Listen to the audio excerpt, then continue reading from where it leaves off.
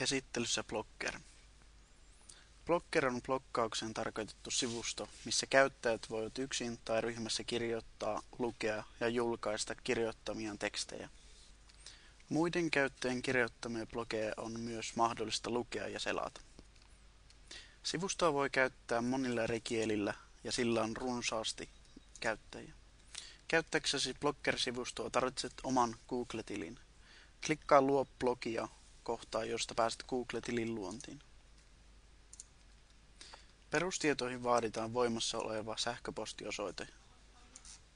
Ja lopuksi sinua saatetaan kysyä kirjoittamaan vahvistus tietojen aitoudesta.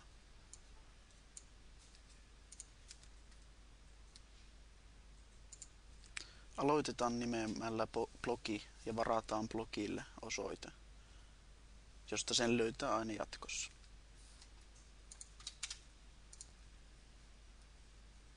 Seuraavalla sivulla valitaan blogille teema jo valmiina olevista malleista.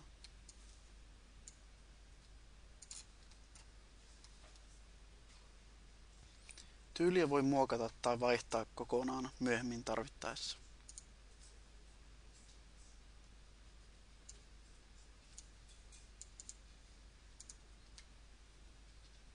Teeman valinnan jälkeen voimme alkaa lisäämään tekstiä tai kuvia blogiimme.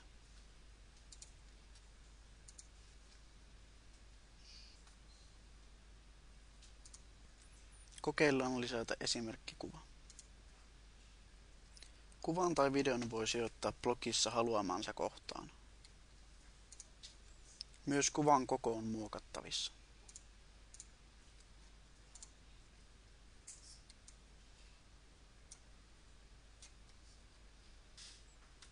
Blogin voi tallentaa väliaikaisesti Tallenna nyt-napista, tai sitten voit julkaista blogin suoraan kaikille luettavaksi.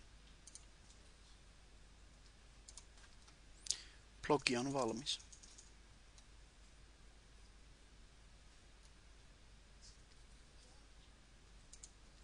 Blogista voi haluttaessa antaa ilmoituksen muille sähköpostitse tai esim. Sosiaalisen median kautta.